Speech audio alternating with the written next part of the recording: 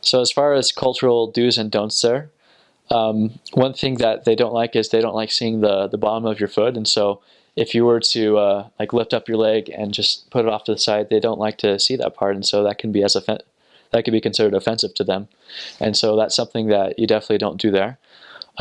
If you want to hear something repeated and you say like someone says a sentence to you in Turkish and you don't understand it, you don't say what, so you don't say the Turkish word up ne, but you say like excuse me, like efendim or affedersiniz or bunu tekrar söyleyebilir misin, or you say like you say something like that.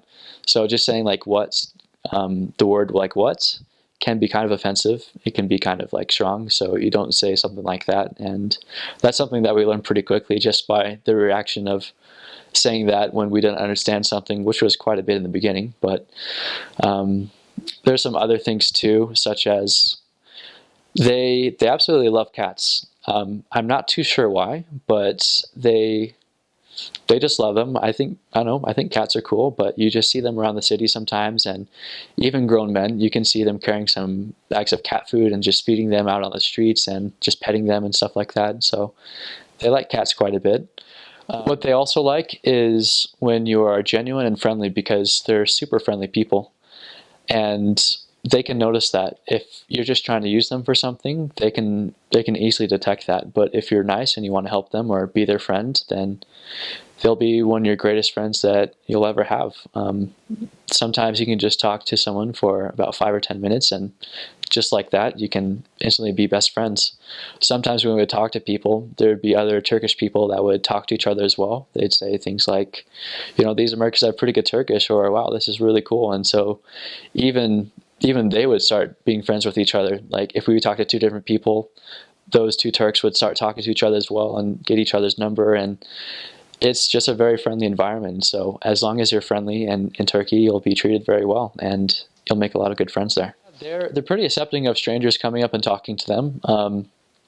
As long as you go about it the right way, it doesn't seem really weird to them. At first, they might be shocked because they see a foreigner speaking Turkish, but after they get over that fact, the conversation goes pretty well, and so they don't seem too taken aback when you start talking to them randomly. But it's something they like. They like sometimes people will go up and talk to you as well, and they're very kind of talkative people, and they